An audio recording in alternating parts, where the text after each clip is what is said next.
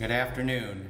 This is Nathan Markowitz once again welcoming you back to today's final afternoon presentation at the 2017 Philadelphia 50th Anniversary EAC Convention Seminars. Our next speaker is Ed Fox.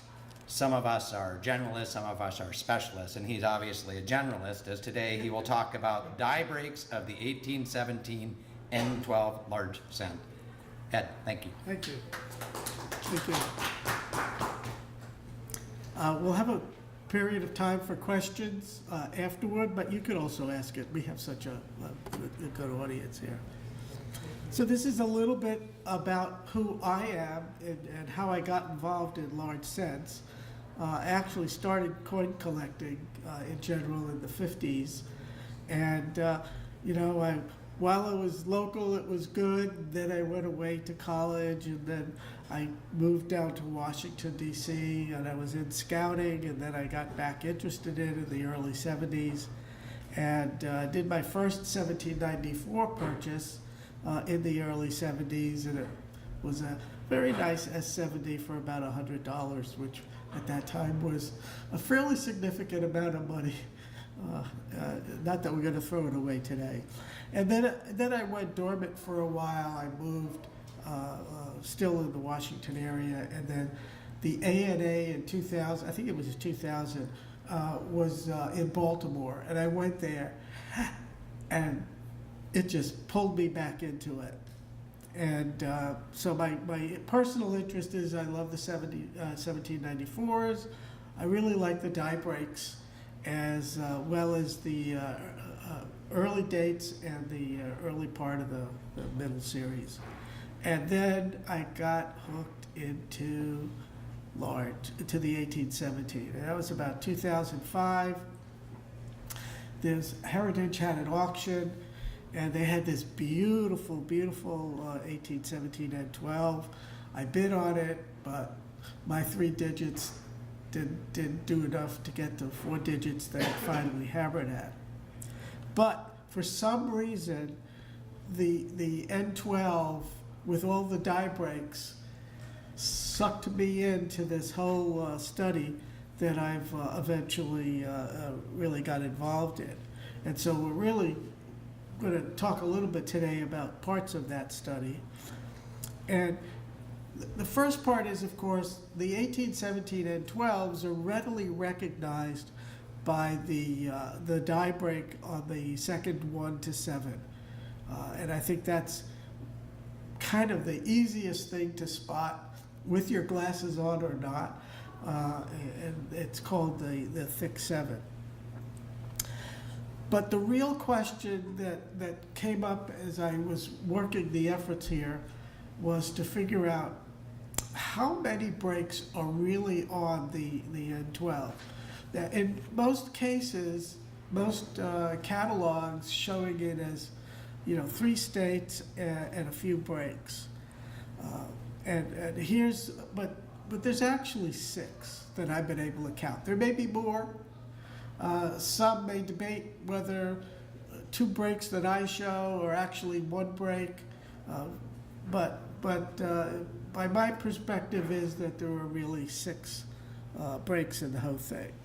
And so we start out with this picture of a cent, which is one of the earliest that I've seen. So you can really see in that area where the die break at the top of the date is actually really not much.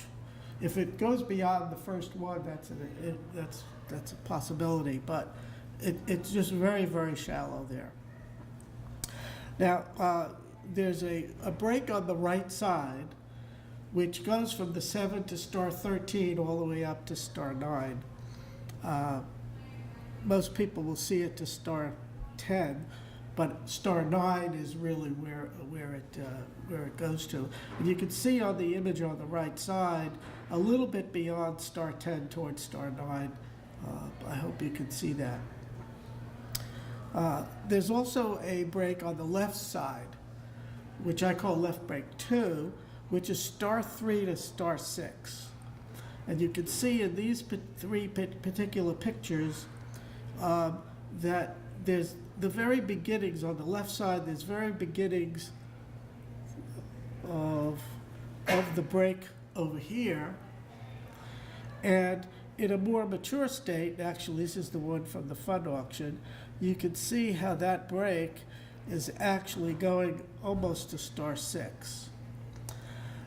The last frame is from a terminal die state picture. And notice there that even though the coin itself is worn, that the die break on the left side, the left break 2, seems to disappear. Why this happens? Well, there's probably at least 2 different reasons why. One possibility is that the wear of the coin will wear down the break. And people have commented about that possibility. The other possibility is that in looking at the reason for the breaks, how they basically occurred, they may be at the point of break of the terminal die state, the stress on the dies themselves changes. This is the mechanical stress of the break, and the break actually closes up. And that's also a possibility here. So Ed, Yes, we know that one on the right's terminal because of the cut. right. Star 4. That, right. It is a terminal. I just cropped the picture Yeah, to be able to show the break, yeah. but it is a terminal state. Yeah. Yeah, all of these are pictures that are just selectively edited in the sense of, only emphasizing the particular parts that I'm interested in there. So here we have, again, we're going to go back to, you see the similar pictures, they're not the same ones. They're similar pictures, but talking about the very famous break of stars 1 through 3, which ultimately forms the cud of the terminal die state. So you see in the left side, there's the formation of the break on that left side, and then in the late die state, which is in the middle slide, and it's evidenced by that little cud right there, you can see a much stronger representation of the break. Now also notice that left break 2, the one from stars 3 to 6, is fairly light in this middle version. And then you have the terminal state of left break 1, right, is stars 1 through 3. And again, you notice how light the left break 2 is, the one on top. And not so, the wear has an effect on the right side break as well, which is another factor there. In a conversation I had with someone a few weeks ago, he pointed out that there's a general weakness on the left side of the reverse of the coin. And in my collection, I have over 60 N12s. And I looked through every one of them, and they all exhibit a weakness on this left side. Now, I've shown the obverse of the coin, and I've circled the 2 positions that align with it. That's why it's shown the way it is. And you can see that the weakness on the left side of the obverse, of the reverse, and the right side of the reverse and the left side of the obverse align with the right side break. Now, a weakness has an opposite corresponding strong point, and that strong point actually is obviously in this general area, but it's also in this general area of the coin. And that strong area is over that left break 1 where the terminal die state comes about. And what my friend was telling me is that there is a possibility that the vertical alignment of the dies is off. And that vertical alignment will cause a weak point on the coin and a strong point on the coin. And that this is what is being exhibited here. I also looked at a variety of other 1817 coins, and they all seem to have that same weakness, that same weak spot on the reverse. So who knows what's causing it, but that's just one way to guess as to what's happening there. So here's a picture similar to what we saw before, showing the 6 breaks. Now, 2 of these breaks are highlighted in red. And these are what I call stable breaks. If you look at a large series, a large set of 1817 N12s, you'll see that the thick 7, that bridge between the second 1 and the 7, is fairly stable in size, generally irrespective of the condition of the coin. It's roughly the same size. I think it's roughly half, maybe a third to a half of the thickness of the stem of the cross piece of the 7. It doesn't seem to change over time as the die begins to wear out. Below the 7, there's also a bottom 7 break, which I did not notice for a long time as I was studying these coins. And that doesn't appear to change over time. So I call these stable breaks.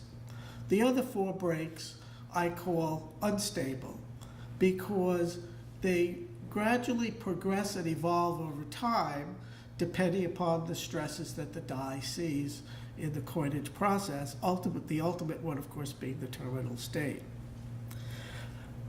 Now, there is a question as to the differences between left break 1, which is stars 1 to 3, and left break 2, which is stars 3 to 6.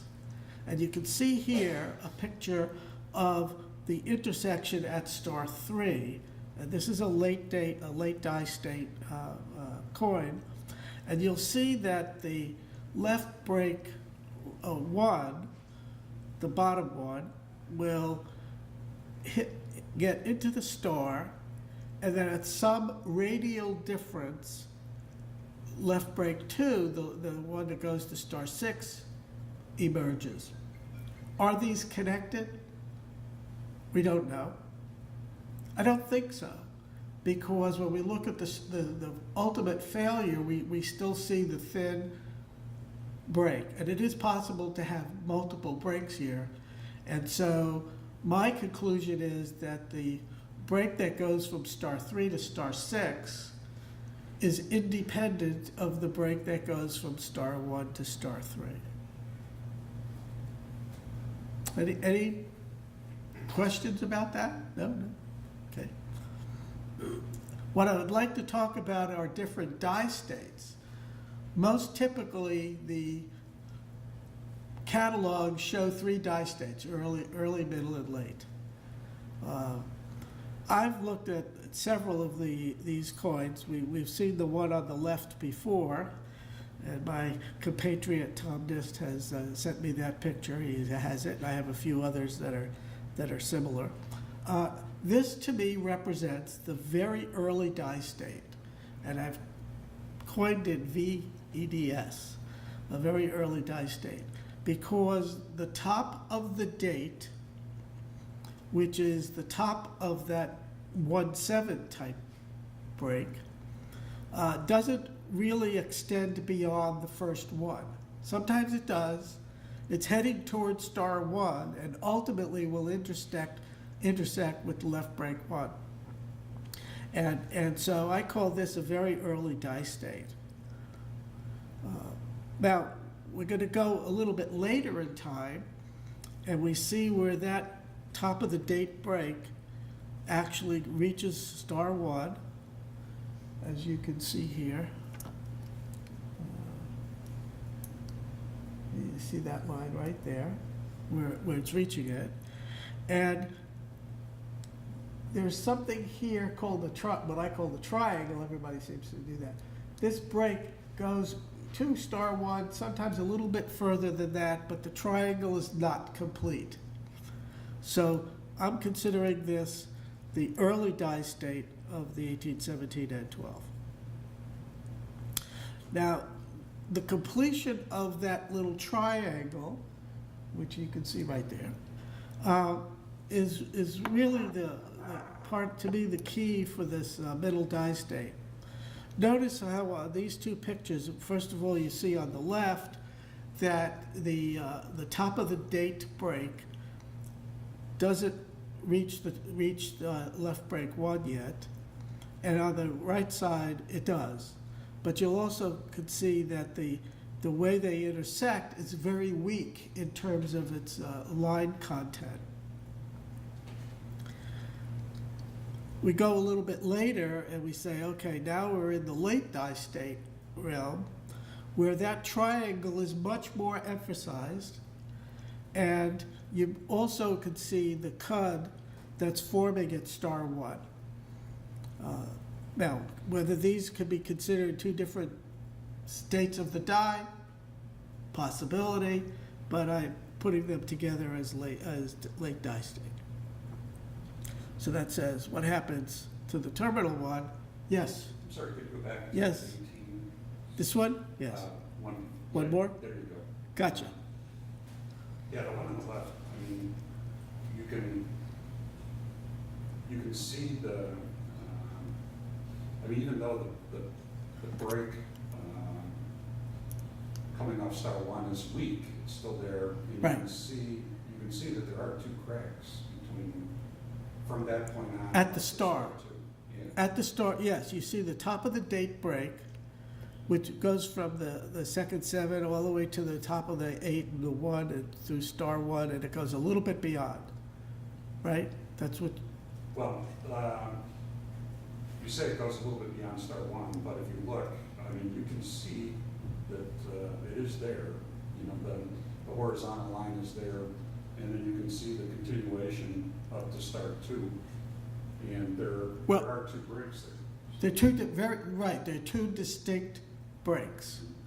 But the state of the die, since that, what I call triangle, which you can see better here, you can see it right there, where the top of the date break joins the left brake 1, forms this little thing which I call a triangle.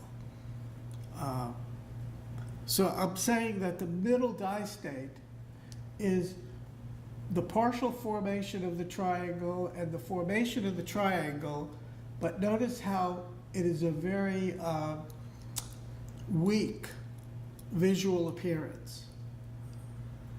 And that, to me, that's part of the key, because in this one, that triangle is a little bit more well-defined and stronger and easier to see, and as well as it is here, where you begin to have that cud form, which is part of the left brake 1 falling apart. And obviously, the intersection within star 1 is actually causing some kind of mechanical stress that's causing that to happen there. And is that crack off of the dental in star 1, is that characteristic of late die? This one? Yeah.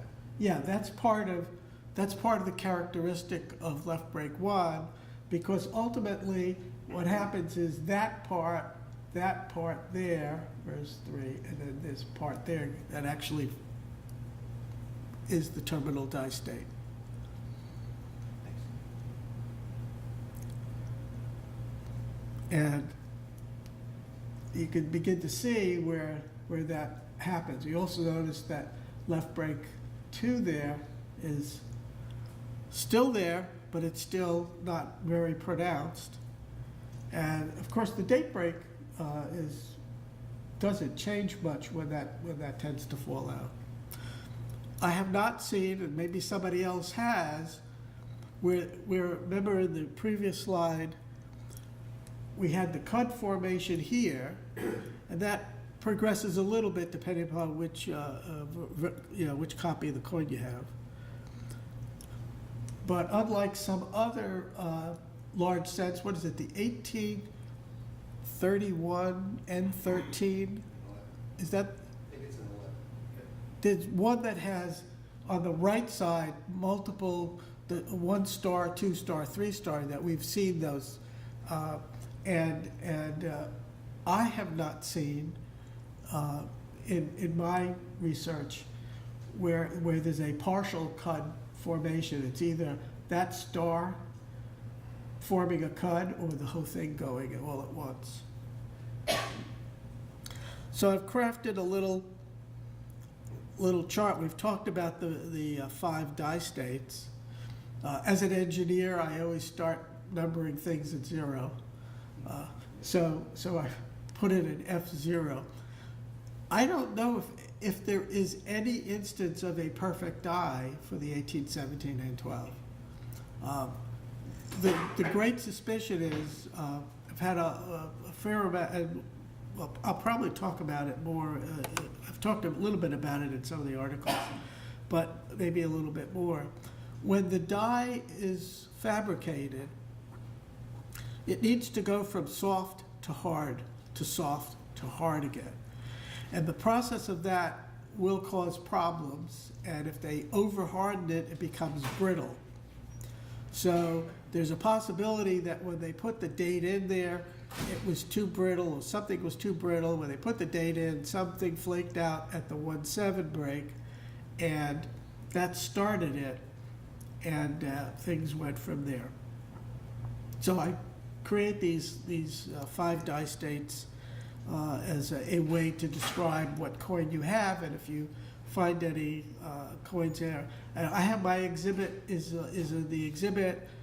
Jim and others have other exhibits of 1817 coins with some beautiful 1817 N12s in them, including terminal die states, so you can actually see some of the real stuff.